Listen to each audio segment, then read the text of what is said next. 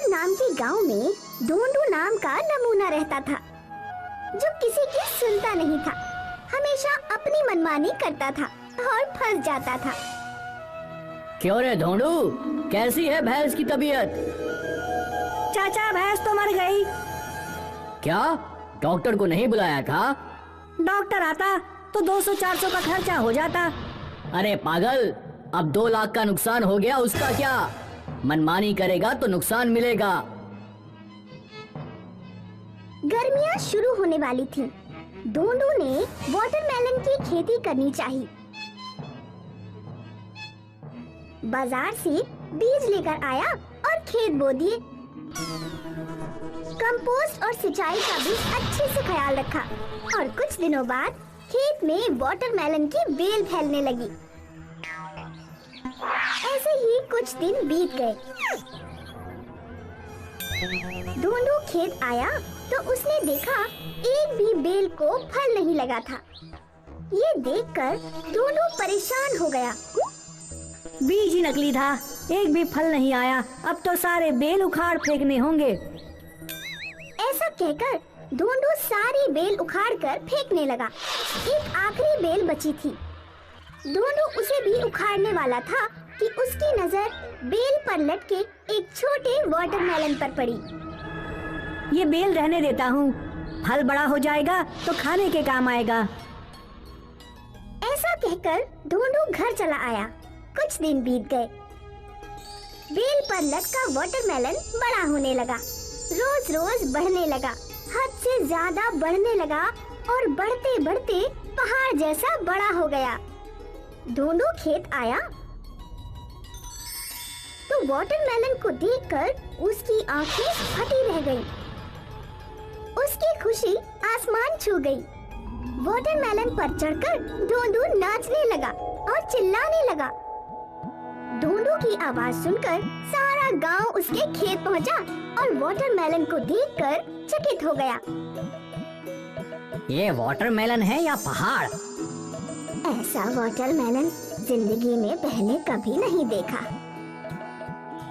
फिर क्या था, अड़ोस पड़ोस के गांव में भी बात फैल गई और कुछ व्यापारी वाटरमेलन की बोली लगाने ढोंडू के खेत पहुंचे। बोली लगने लगी और आंकड़ा 2 लाख पर आकर रुक गया। 2 लाख देता हूँ, बेचोगे? पागल हो गए हो क्या? साइज देखी है? साइज ही तो दिक्कत है, काटना पड़ेगा, फिर बेचना पड़ेगा, नहीं बिका तो स्टोर करना पड़ेगा। हमारे भी तो खर्चे बढ़ेंगे। 2 लाख में डन कर दो। फिर भी ढोंडू नहीं माना और व्यापारी चले गए। एक दिन ढोंडू अपने दोस्त के वाटरमेलन शॉप पर परेशान बैठा था। उसका दोस्त कस्टमर को वाटरमेलन बेच रहा था। क्यों रे, लाल तो है ना अंदर से? अरे मुझे क्या पता, मैंने क्या अंदर घुसकर देखा है? सुनते ही ढोंडू के दिमाग में खुराफाती आइडिया आया। ढोंडू दोस्त से बोला, लोग वाटरमेलन क्यों खाते हैं? गर्मी भगाने के लिए। गर्मी भगाने के लिए वाटरमेलन खा सकते हैं तो वाटरमेलन में रह भी तो सकते हैं। फिर क्या, ढोंडू वहाँ से भागा और कारीगर के साथ खेत पहुँचा। वाटरमेलन में एक हाउस बना दो, लोग इसे खाने नहीं इसमें रहने आएंगे। कारीगरों ने काम शुरू किया। दिन रात काम करते करते एक हफ्ते के अंदर वाटरमेलन में 100-200 कमरे बनकर तैयार हो गए। फिर क्या था, ढोंडू ने जगह जगह वाटरमेलन हाउस की जमकर पब्लिसिटी करना शुरू कर दिया। एक दिन ढोंडू वाटरमेलन हाउस के सामने खड़ा था। तभी वहाँ एक आलीशान कार आकर रुक गई। कार से एक कपल उतरकर ढोंडू के पास आया। ढोंडू आप ही हो? जी कहिए। हमारी नई नई शादी हुई है।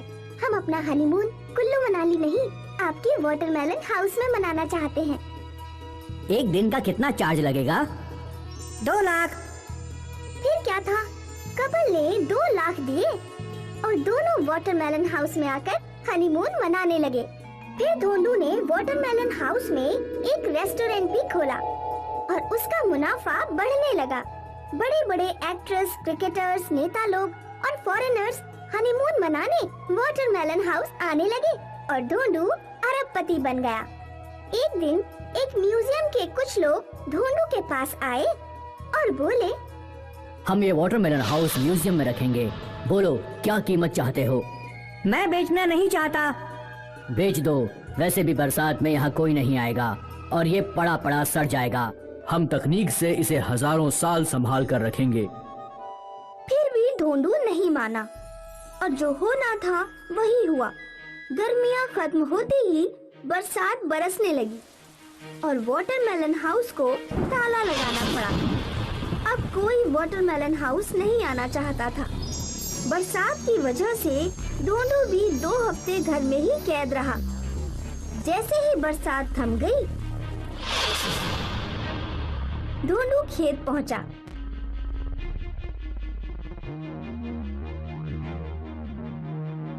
पहुंचकर उसने देखा वाटरमेलन हाउस जमीन पर गिर चुका था। भयानक बदबू आ रही थी। ये देखकर ढूंढू छाती पीट पीट कर रोने लगा।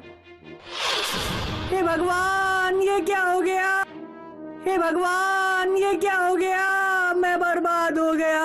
म्यूजियम वालों की बात मानता तो पैसे भी मिलते और प्रतिष्ठा भी। अब तो सब खत्म हो गया। इस प्रकार ढूंढू की मनमानी उसकी बर्बादी का कारण बन गई।